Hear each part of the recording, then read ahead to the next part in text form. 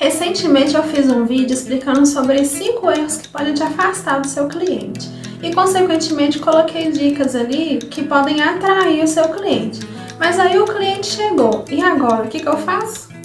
Nesse vídeo eu vou te contar sobre isso. Oi, meu nome é Jéssica, eu sou a bordadeira por trás deste canal e hoje eu vou te contar aí o que eu faço depois de que o cliente confirma ali a encomenda. Bom, primeiro que quando o cliente ali me pede um orçamento, eu envio um orçamento detalhado em PDF e dou um prazo ali para o cliente me responder. Porque às vezes você envia ali um orçamento, sei lá, no começo do ano, e ele vai te responder só no final do ano e os valores ali já mudaram, já modificaram, mas ele continua ali com o orçamento antigo. Então eu dou ali um prazo de tipo ali e falo, ó, a partir desse prazo é necessário solicitar um novo orçamento, porque pode ser que os valores mudem. Então eu envio esse orçamento para o cliente e espero ele analisar o orçamento. Explico também que tem um sinal para confirmar essa encomenda, que é de 50% do valor do produto. O restante, mais o frete, é depois que já finaliza. O frete eu não incluo nessa primeira parte, não. Porém, algumas pessoas não usam 50%, usam menos, né? Talvez uma entrada ali, sei lá, de 100, 200 reais e o restante só quando finaliza. Então, cada um trabalha de um jeito. Eu trabalho com o sinal de 50% e o restante quando eu finalizar a encomenda. Então, eu já deixo claro ali para o cliente que ele precisa dar esse sinal para confirmar o lugar dele na agenda. Porque senão outra pessoa também dá o sinal e aquele mês ali que eu falei que eu poderia fazer, eu não vou mais poder fazer porque outra pessoa deu esse sinal na frente. Depois que ele me confirma, às vezes está quase confirmando ali, eu faço algumas simulações para ele ver como que vai ficar dentro do bastidor ou dentro do pingente. E envio ali as fotos direitinho para ele. Então, por exemplo, se é um bastidor de pinos, eu coloco ali a foto para ele ver ali como que vai ficar, se ele quer aquela foto mesmo, se ele quer me mandar outra foto. A gente vai conversando aí ao longo do caminho. Mas aí ele escolheu aquela foto, qual que é o próximo passo? Eu envio também as cores disponíveis. Então, no meu caso, eu faço uma pintura no tecido. Eu uso mesmo a tinta de tecido, diluo um pouco na água e pinto em volta. Eu uso a tinta de tecido e faço um tipo uma aquarela, porque eu gosto desse ar de que o tecido é colorido e não fica aquela camada de tinta engrossada no tecido, né? Que pode fazer como se fosse uma colinha no tecido. Então eu gosto de diluir ela para ela realmente pintar o tecido fica colorido. Então eu envio as cores para o cliente e às vezes ele prefere o tecido cru, às vezes ele prefere com uma cor específica, então ele escolhe lá a cor. Escolhendo a cor, eu envio também as opções de nomes, então eu escolho ali mais ou menos umas 5 letras ali e mando para o cliente, tanto em caixa alta, na letra normal, né, ou a letra cursiva, ou como se fosse um manuscrito. Eu envio ali vários tipos de fontes para ele ver qual que é o gosto ali dele, para ver qual que é a preferência dele. Se caso ele não gostar de nenhuma dessas 5, né, no Canva a gente consegue ali vários tipos de letras. Então eu envio mais opções para eles, mas geralmente eles acabam escolhendo alguma dessas 5. Então agora o cliente já escolheu a cor que ele quer, o tipo de letra que ele quer, se é pingente ou se é bastidor. Então eu faço uma confirmação ali se é para presente, se é surpresa de alguém ou se eu posso ir postando. Então se for surpresa, eu geralmente posto só que eu tô trabalhando, mas não posto, né, o pingente ou o bordado ali em si, para não estragar a surpresa de ninguém. Então, se ele fala, não, pode postar, então eu vou postando ali o processo nos stories. Agora sim, depois que ele confirmou se eu posso postar ou não, já escolheu as letras, as cores, né, o estilo, a foto, já tá tudo escolhido, aí sim eu vou pro trabalho. Eu uso o aplicativo Ibis Paint X para poder fazer o risco. Então, depois que eu faço o risco, eu salvo ele em PNG transparente, porque aí ele salva somente o risco e eu consigo colocar no Canva ali de um jeito que eu vou organizando ali para encaixar junto com a letra que ele escolheu. Então, eu vou deixar a fotinha aqui para vocês entenderem. Então, depois disso, eu coloco no tamanho já ideal para imprimir, porque eu faço a impressão direto no tecido. Então, eu uso um papel A4 adesivado, coloco o tecido ali bem rente ali, tiro todas as bolhas ali que tiver, deixo ele bem lisinho e eu faço a impressão direto no tecido. Então, eu tenho que colocar ali já no tamanho que ele vai ser do bastidor.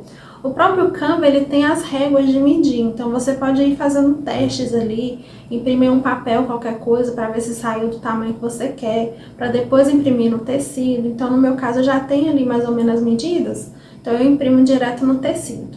uma dica, porque quando você achar o tamanho ideal, você pode deixar aquele arquivo salvo, porque quando vier um outro projeto, é só você colocar ali e ver se ele está do mesmo tamanho. Em vez de tirar a medida na régua tudo novamente, você coloca ele do mesmo tamanho, que aí vai sair do tamanho. Então eu tenho ali uma página que é só dos pingentes, uma página que é só quando tem 2 pets, quando tem um pet. Então eu tenho ali já o tamanho salvo no Canva. Então quando eu vou imprimir, eu só coloco ali paralelo para me ver se está do tamanho certinho, em vez de medir lá na régua tudo novamente.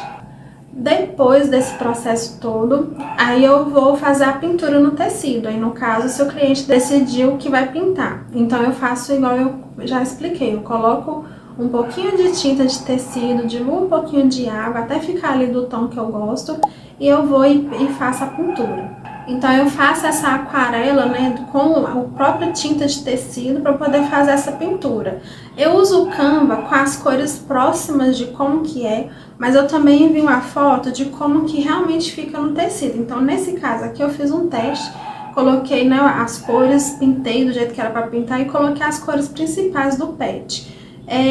Eu não gostei muito de como ficou, porque na hora da pressa, não esperei secar, uma cor acabou invadindo a outra. Então pode ser que mais pra frente eu refaça esse círculo de cores aqui, pra poder ficar mais bonitinho pra mostrar pro cliente.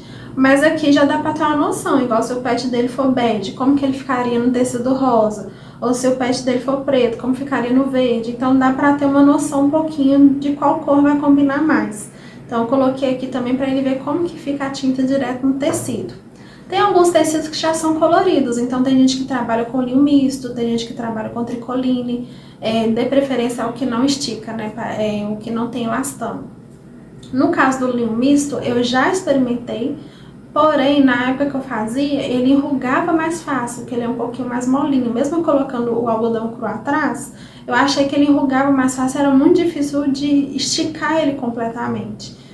Não sei se talvez o linho misto que eu comprei, que não era do apropriado, não sei dizer, mas então eu preferi continuar com o algodão cru, que ele é mais fácil de deixar bem esticadinho, e pintar ele, e ele fica bonitinho da mesma forma. Então depois de pintar, ou às vezes o cliente não quer que pinta, deixa no tecido cru mesmo, eu vou escolher as cores do projeto. Então nessa etapa eu vou analisando a foto do pet e vou pegando ali as partes dele. Aí primeiro você vê o principal. Aí o principal, qual que é a cor que combina? E depois você vai colocando as cores ali que vai encaixando naquele projeto.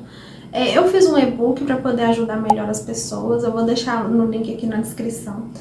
Lá tem como que eu consigo achar as cores, formas de conseguir, né, encontrar essas cores.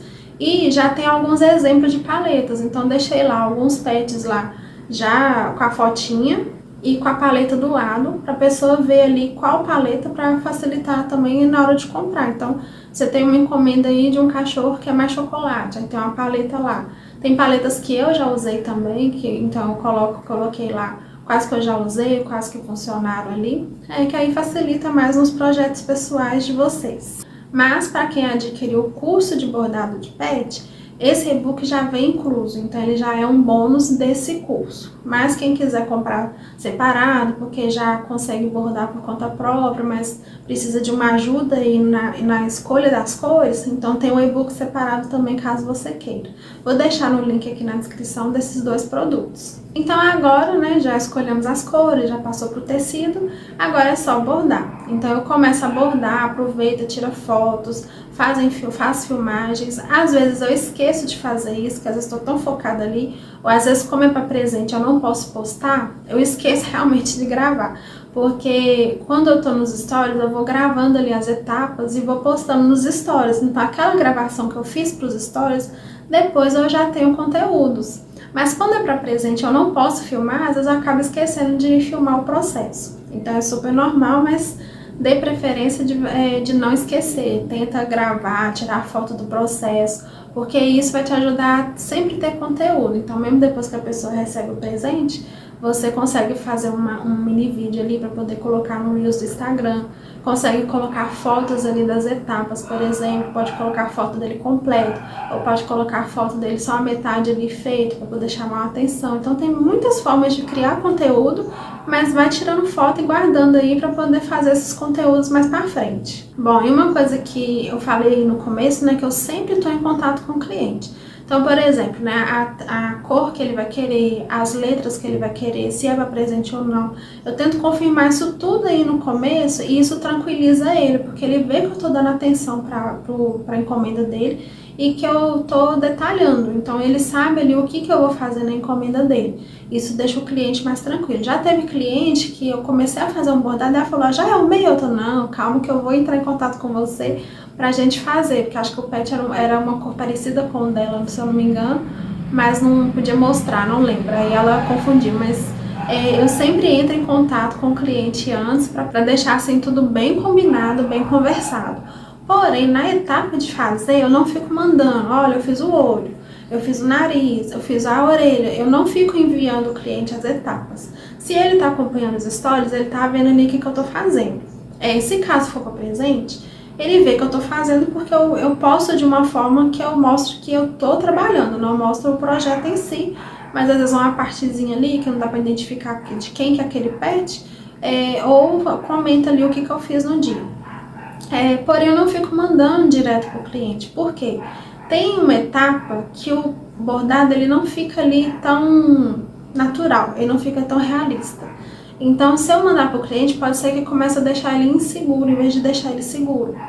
Então, por exemplo, já aconteceu isso, não deu enviar para o cliente, mas nos stories. Eu postei toda a etapa e toda vez a cliente falava, faz mais não sei o que, faz isso, tá assim. Toda vez ela acabava gerando uma ansiedade nela e em mim também, porque eu ficava, nossa, será que não tá bom? Será que não vai ficar legal? Mas confia no processo, porque o processo é assim mesmo, dá uma bagunçadinha ali, mas no final dá tudo certo. Colocando os detalhes no lugar e tudo. Porque alguns pets, por exemplo, eu gosto de colocar as cores bases para depois colocar a cores intermediária, a mesclagem, os pontinhos que faltam. Então tem esses retoques depois. Mas na hora que eu colocar as cores bases, ela fica parecendo um desenho animado. Ele não tem vida ali, ele não tem realismo. Então o cliente vê ali e fica, poxa, logo o meu, ela vai errar, né? Vai fazer desse jeito. Então pode gerar uma ansiedade. Então, ou eu não posto essa parte que eu sei que tá mais esquisitinha, ou eu posto já falando, ainda vai ter os retoques. Porque aí, o mesmo que o cliente veja, ele vai ver que não tá finalizada. Eu ainda estou trabalhando nele. No meu caso, essa parte eu não fico mandando pro cliente, porque pode gerar uma ansiedade nele, dele achar que não tá ficando tão legal assim. Porém, antes de finalizar no bastidor, antes de pegar o bastidor e colar, eu envio sim para o cliente. Então eu pego a foto dele pronta e falo, olha, já está finalizado, só falta colar no bastidor. E eu espero o feedback dele. Porque às vezes ele vai ver algum retoque ali que você não percebeu. Então eu prefiro esperar o feedback dele, ele falar, olha, tá lindo, tá ok, tudo, do que depois eu colar e a pessoa, poxa, o olho dele não é bem dessa cor, poderia fazer mais assim? Aí já tá colado, não tem como fazer. Então, assim, eu não fico perguntando pro cliente, olha, só falta colar no bastidor.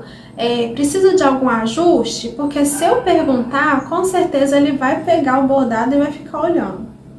Até achar alguma coisa ali que não tá muito ok. Só que o bordado, gente, ele não é hiperrealista. Ele é realismo. Então, assim, não tem como ele ficar 100% real. Tem cores do pet que não tem cores na linha, então a gente tem que adaptar, tem que mesclar ali algumas cores ali para poder chegar próximo da cor natural. Tem diferenças de tela também. Se eu olho uma foto em um celular da Samsung, ou de um iPhone, ou de um Motorola, vai ter diferenças da tela. Alguns vão ser um pouco mais quente, outros mais frio. É meio difícil ali falar qual que é a cor real ali.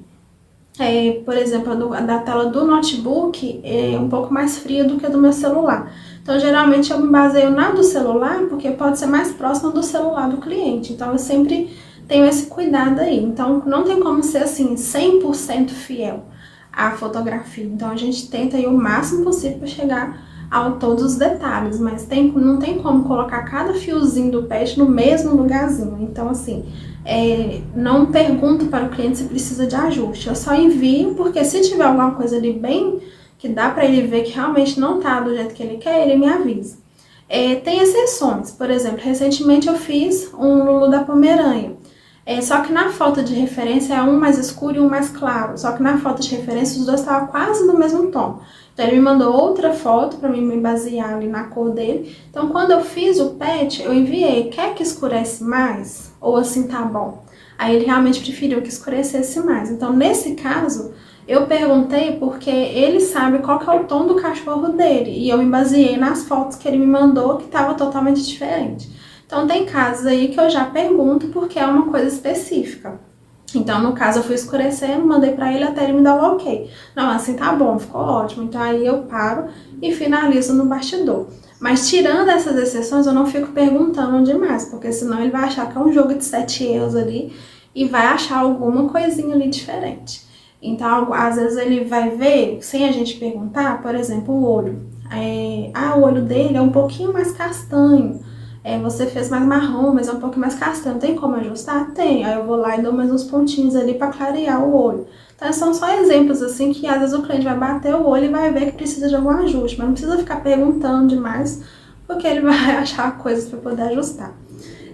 Então é isso, quando tem alguma coisa específica, aí sim eu pergunto pro cliente, mas aí ele me deu ok, aí eu vou pro bastidor. Mas aí antes disso, qual que é o próximo passo? Eu passo uma fita durex no tecido para tirar qualquer pelinho, porque às vezes a própria linha solta uns fiapinhos, né? Às vezes tem pelo de gato, alguma coisa assim, então eu sempre passo e passo um spray protetor de tecido. Tem esse spray também de impermeabilizante de tecido, mas na minha cidade eu não encontrei, então eu tô usando o protetor de tecido. Ele protege aí com umidade, gotículas de água também ele protege para deixar o bordado mais protegido. Então eu passei, espero secar, aí sim eu finalizo no bastidor. Tem até vídeo aqui também mostrando como que eu finalizo no bastidor de pinos. Agora sim, depois de finalizado, eu vou lá e tiro as fotos novamente para enviar para o cliente. Então eu aproveito às vezes na parte da manhã, que o sol, né, a luz ela tá melhor, e envio essas fotos para o cliente, se não der eu envio à tarde. Mas de preferência, já com o cenário montado, da forma que você vai postar no Instagram, porque aí você tira as fotos tudo de uma vez também. Você vai lá, monta o cenário, tira as fotos e já envia. Eu geralmente envio sem edição nem nada, que aí quando eu vou postar no Instagram, eu já tiro um tempinho maior para editar, se precisar também. Mas para o cliente eu tento tirar ali o mais nítido possível e escolho as melhores fotos e já envio. Aí isso faz uma diferença, assim, bem grande, porque eu não peguei só de qualquer jeito aqui e tirei com a mesa bagunçada, com os materiais ainda, né? Porque no final do projeto a gente tem linha para tudo quanto é lado, tesoura. Então eu não posto isso, eu não mando essa foto para o cliente, né? Porque dá a impressão que tá jogada ali no meio da bagunça. Então eu vou lá, monto o cenário e envio já com o cenário bonitinho ali para o cliente ver a encomenda dele e se apaixonar, né, pelo resultado. Agora sim, depois que eu enviei essas fotos finais para o cliente, aí eu explico para ele que agora ele tem que me mandar os dados, né, o endereço completo, no caso o CPF também, porque os correios pedem a declaração de conteúdo, e também o restante do pagamento. Aí aviso quanto que é o restante, olho de novo o frete, porque às vezes de um tempo para outro os correios mudam aí o frete, então já aviso o cliente que pode ter alteração de frete, dependendo aí da demora, né, para poder enviar para o correio. E falo, ó, me envia o restante, que é os 50%, e o frete de tanto, se quiser PAC ou SEDEX, e envio o valor lá para o cliente. Ele me confirmando os dados e me confirmando também o pagamento, aí eu já aviso ele que assim que eu colocar no correio, eu vou enviar o código de rastreio para ele. Por que que eu já aviso nessa etapa? Porque às vezes ele fez o pagamento, aí eu vou e me distraio, vou lá embalar a encomenda dele, vou enviar pro correio, e ele fica, poxa, agora que eu paguei, e aí? Como é que tá minha encomenda, né? Então eu já aviso ele, ó, assim que eu pôr no correio, talvez eu vou tal dia ou tal dia, eu dou um prazo ali para poder ir no correio, para ele já ficar sabendo que tá próximo, né, o dia de ir no correio. E eu vou e aviso, ó, talvez, sei lá, né, amanhã ou depois eu vou no correio, e assim que eu postar eu te envio o código de rastreio. Então isso tranquiliza o cliente de que eu ainda tô ali prestando atenção na encomenda dele, que eu não vou dar nenhum calote, que eu não vou demorar a entregar só porque ele me pagou, então já avisa ali o cliente. Depois disso eu embalo tudo direitinho e eu uso o site do Melhor Envio para poder fazer a cotação dos correios. Então lá eu já consigo colocar todos os dados, e já imprimir a declaração de conteúdo, o que facilita demais, porque quando você vai nos correios diretamente, você tem que pesar a encomenda, aí tem que pagar o frete lá, aí você tem como olhar no site antes quanto que vai dar, mas vai que chega lá dá outro valor, então, e demora mais para poder atender. Então, para adiantar, eu já uso o site do Melhor Envio, já tem um tempinho já que eu uso, e já imprimo a declaração de conteúdo, a etiqueta do correio, já deixo tudo embaladinho. Então, eu chego lá no correio, a única demora que tem é quando tem fila, mas quando chega a minha vez, ela só pega, confere lá as medidas, o peso que eu coloquei lá no site, faz o check-in lá e me dá um comprovante de que já está com os correios. Feito isso, aí sim eu envio o código de rastreio para o cliente, para ele saber que já está com o correio. Então, mesmo que eu já tenha esse código,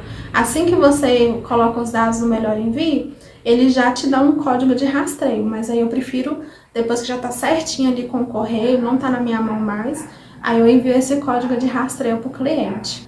Aí ele pode ir acompanhando a sua encomenda, né, e saber mais ou menos quando que vai chegar na casa dele. Bom, então é isso o vídeo de hoje. Eu quis aí mostrar como que é esse atendimento ao cliente aí, desde quando ele fecha a encomenda até quando eu entrego nos correios. Esse atendimento assim com o cliente tá sempre deixando ele a par da situação, tranquiliza ele demais e passa uma confiança para ele.